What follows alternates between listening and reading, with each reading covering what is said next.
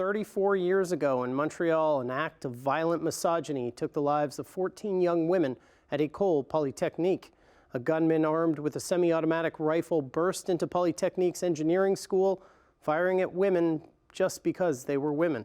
He injured another 10 women and 4 men in an anti-feminist mass shooting that shook our nation.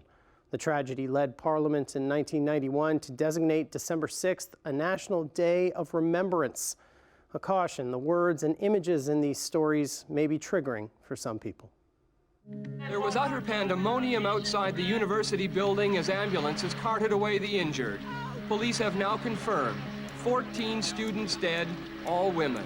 These are the victims of the shooting rampage at École Polytechnique. Most were engineering students in their 20s. One was an employee of the school, and the oldest among them was only 31, all gunned down by a man who entered a mechanical engineering classroom, separated the women from the men, and opened fire with a rifle. He said in French, "You're a bunch of feminists," and he started to shoot. He shot a lot of time. I think he killed one of my friends. The dead were remembered by a small group of administrators and students in a ceremony at the school today.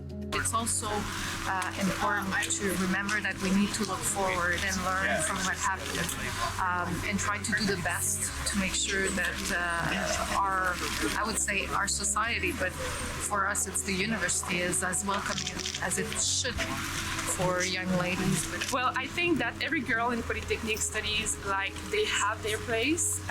We don't think about it every day. We feel so comfortable here, we feel so welcome.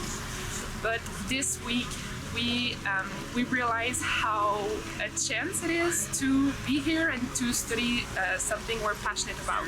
The victims also remembered in the House of Commons by the Conservative leader. We honor the victims of the Polytechnique shooting. And the Prime Minister. Today we honor the memory of 14 young women who were assassinated at Polytechnique School.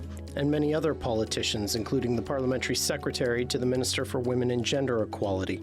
Decades later, we're still holding vigils for women and girls murdered because of their gender. 184 femicides in Canada just last year. That's one woman or girl every 48 hours. The latest statistics from the Government of Canada show 44% of women report experiencing some form of intimate partner violence in their lives. Police data shows rates of intimate partner violence are 3.5 times higher among women than men, and 80% of the people killed by their partner between 2014 and 2019 were women.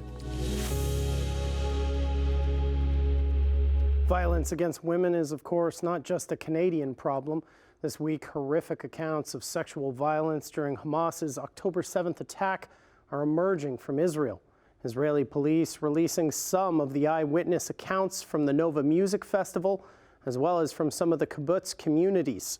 An Israeli civil commission investigating evidence say the attacks are the most documented atrocities in history, pointing to the vast amounts of video recorded by Hamas fighters themselves.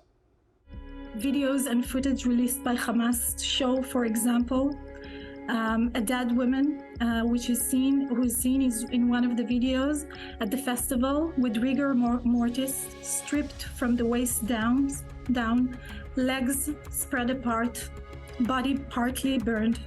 עשו את זה שכופפו מישהי, ובעצם אני מבינה שהוא אנס אותה, והוא בעצם משנע אותה. כאילו, ממש אני זוכרת את התנועה הזאת, ואז מעבירים אותה לעוד מישהו. None of the bodies were purely killed. All of them had severe signs of abuse and severe signs of torture. Women were raped, even the elderly, even very young, were raped. For more, we're joined by Jane Boulden, a fellow at the Center for International and Defense Policy at Queen's University and a professor at the Royal Military College in Kingston. Jane, if the allegations are true, how does Israel go about getting justice for the victims? Well, that's a particularly difficult aspect of this question because traditionally it's a challenge to get justice for sexual violence, gender-based violence in conflict. The main venue would be the International Criminal Court, which deals with crimes against humanity, war crimes, and calls individuals, as distinct from states, that's a different court, individuals to account for those kinds of actions. But everything that you and we know about the difficulties of prosecuting sexual violence within states, in domestic environments, is massively multiplied on the international level and then multiplied again when you're talking about war. So it's very difficult to pursue the justice route because victims are traditionally, in sexual violence, hesitant to speak up. They're even more hesitant in a time of war.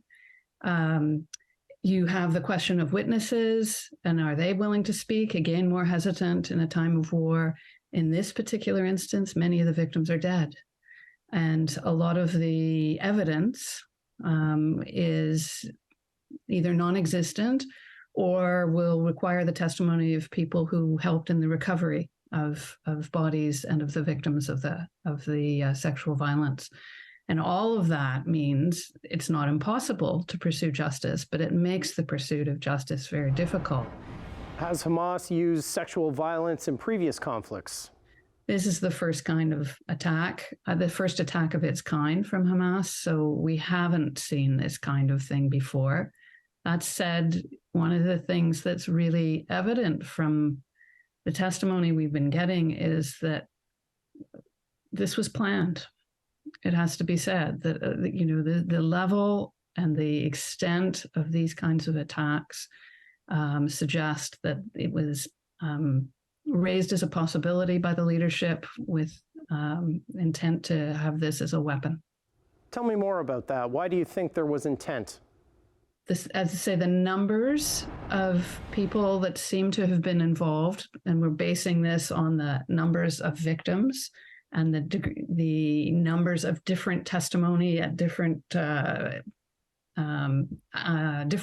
and places on the day of the attack, as well as one of the things that's come out in the last week or so is the testimony of people who collected the bodies and who have started to talk about what they found. So anytime you have it on that scale, the idea is, okay, it's more than just a few people here and there thinking, oh, here's my opportunity, to use a terrible phrase. I'm in this war situation and, they get carried away. That happens. But this is on a different level and a different scale than that kind of behavior is at least based on what we've seen in past conflicts. And so that suggests there's an element of if not planning, at least a sense on the part of those who engaged in these kinds of activities that they didn't have to worry about being punished by their own side. That's Jane Boulden from Queen's University in Kingston. Jane, thanks for being here. Okay, thanks for having me.